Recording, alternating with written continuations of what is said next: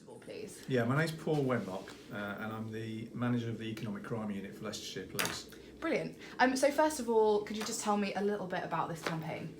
Yeah, this campaign, basically a Don't Be Fooled campaign, was introduced by two trade bodies, UK Finance and Cifas, who are basically the trade people that look after banks and building societies and financial institutions.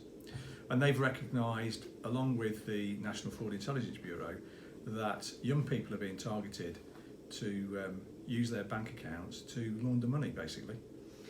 So not many people may know what a money mule is. Would you just be able to explain that to us? Yeah, basically, money mules, generally young people involved in money muling range between 15 and 35, for instance. And they're people who might just be acclimatising themselves to the financial world, getting a bank account. And once they've set that bank account up, they're vulnerable then to people being approached by people, fraudsters in particular, who think that's a good way of laundering their money through those people's accounts. And generally those people are being offered small amounts to facilitate the use of their bank accounts. And why are they targeting this group in particular? Because, as I say, they're very, very, I wouldn't say naive, but they're not very experienced in terms of the use of financial tools like bank accounts.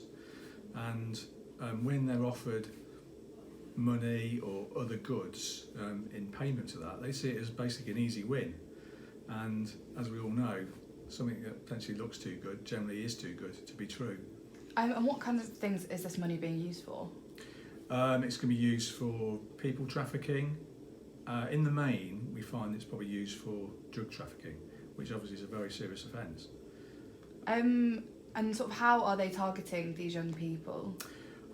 Generally through social media, but it could be face-to-face. I mean, we've had examples potentially of students being approached at supermarkets, for instance, just wheeling their trolley into the supermarket and approached by a group and say, "Are you happy for us to use your account?"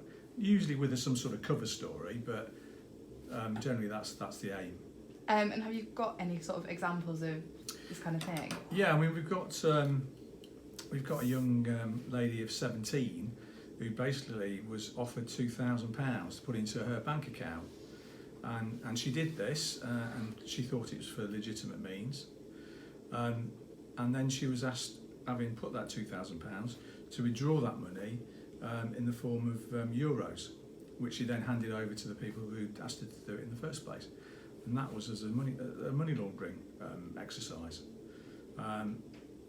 She hasn't been subject of a criminal prosecution, but that is something potentially we would consider. Yeah, so what are the consequences of actually committing this crime? Well, potentially an offence of money laundering carries a maximum sentence of 14 years. So theoretically, not only could you go to prison for 14 years, but you could totally destroy your lifestyle. You know, you've got a blacklisted credit history, you might not be able to get your own house, you might not be able to get your own finance, you might not even be able to finance your student loan. So it has a massive impact on that person's financial history. And is this a problem that you're seeing grow throughout the force? Absolutely, yeah. I mean, we've seen over the last 2 years, well over 1,000 accounts being closed. Wow, that's a lot. In Leicestershire, which is, you know, when I first heard that, is a massive amount of people who are affected by this.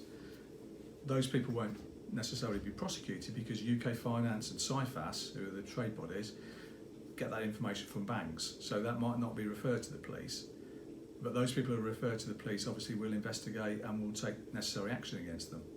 And I know with this campaign you're taking it into schools and teaching people. Do you think that education is the way to stop this from happening? Yeah, absolutely. I mean, our partnership with schools and educational institutions is massively important.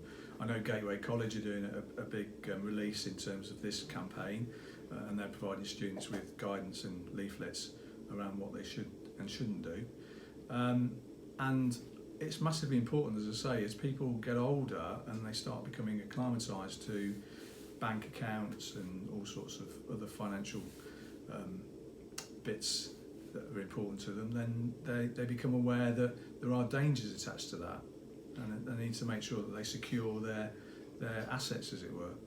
My last question as well is in kind of asking parents to look out for the signs as well. What should they be on the lookout for? Yeah, I mean, basically parents should be on the look for any unusual behaviour, particularly coming home with the most modern mobile phone or other money that might be going out more regularly, and the parents thinking, well, we've not given them that money, where's it coming from? A bit more withdrawn behaviour, a bit more secretive, generally just sort of slight changes in behaviour, and parents will be aware of that because obviously seeing the young people on a day-to-day basis, so they'll definitely be aware there's a change in the mood, as it were, and if they do get that information, then they should bring it to the attention of law enforcement, and they can do that anonymously through Crime Stoppers. So if they do get that information and they're worried, then potentially they can contact Crime Stoppers.